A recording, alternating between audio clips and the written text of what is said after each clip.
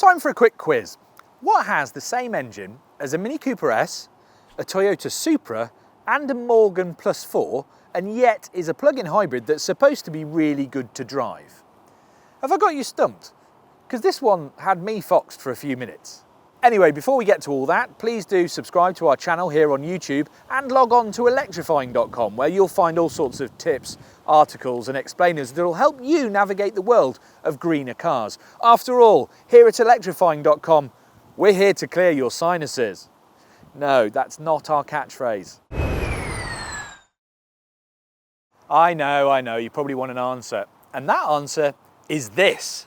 The BMW 330e plug-in hybrid. A car that's supposed to take all the good bits of the BMW 3 Series and present them in a much more efficient package. A package that should appeal to both the environment and the tax man. In fact, BMW reckons that 25% of 3 Series buyers will plump for the 330e, mainly because with just 39 grams per kilometre of CO2 emissions and under 40 grand, it attracts very low tax bills. But is it actually any good as a car, let alone a BMW?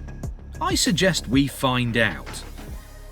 So, it looks pretty much like any 3 Series, if I'm honest. The only real visual differences are the tiny E on the badge at the back and then this extra charge flap on the front wing. Under the bonnet is a 181 brake horsepower, 4-cylinder turbocharged petrol engine, and that drives through an 8-speed automatic gearbox. And sandwiched between the two of those is the all-important electric motor. The boot's smaller because the batteries are under there somewhere and the fuel tank had to move up out of the way. Actually, it's quite a lot smaller, over 100 litres. It's also quite a bit heavier than a car with the same engine but none of the hybrid bits.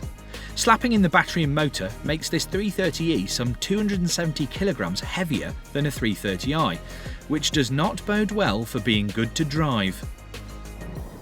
Saying that though, first impressions are generally very good and very BMW-y. It starts off in EV mode, which you'd expect, and you can potter up right up to about 68 miles an hour without waking the engine, as long as you're very gentle on the accelerator. BMW claims some 35 plus miles of EV only range. I've been getting just over 30, so it feels like those claims are pretty much on the nose. It's also more efficient because the electric motor actually still uses the gearbox. So unlike a lot of pure EV cars, which are only single speed, this still has all of that gearbox's gears to be able to increase its efficiency. So it all works. Also, the electric motor kind of fills in some of the torque gap at low speed, so this Beamer does feel particularly vigorous from low down. The claims are 0 to 62 miles an hour in about 6 seconds or just under, and about 150 miles an hour for top speed, which is more than enough. But the weird thing is that this BMW also gets a thing called xTraboost, and yes, I'm pronouncing that with a capital X. If you press the sport button, you get this thing that says there, xTraboost. You can feel the engine come on.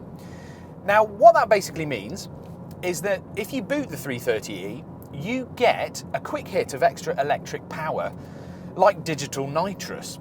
So the car's standard 249 brake horsepower suddenly becomes 288 for 10 seconds, which is perfect for that quick overtake. Watch. Yep. That works. It also handles pretty much like a normal 3 Series. Nearly. You can feel the weight moving around if you drive particularly quickly, but BMW seems to have played with the steering to make the car feel lighter. The result is there's not a lot of feedback, so it's rapid without actually being very satisfying. It feels like an engineer's solution. It works really quite well, but if you're into driving, then a conventionally engined 3 will still be more your thing. But only just. Saying that, there's not much wrong with the 330e as a concept, or indeed as a car. The interior is the same as any other 3 Series, bar a few extra readouts and buttons, and a couple of things for battery management. That means it's really well made, it's very comfortable, it's got decent quality all the way through. You can feel touch, mess with everything and it feels like a BMW. The only thing I'm slightly not comfortable with is the fact that this steering wheel is so thick, it's like holding a leather baguette.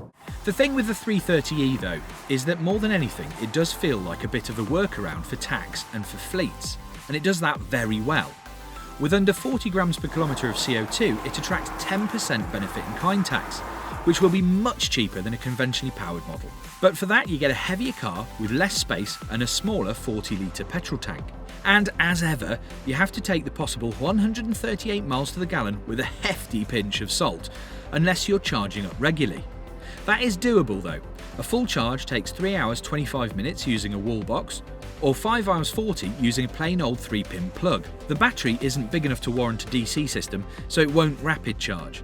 So I assume most will be home or work charging for the bulk of their electric running. Do that and the 35-ish mile EV range could nail your weekday commute petrol free.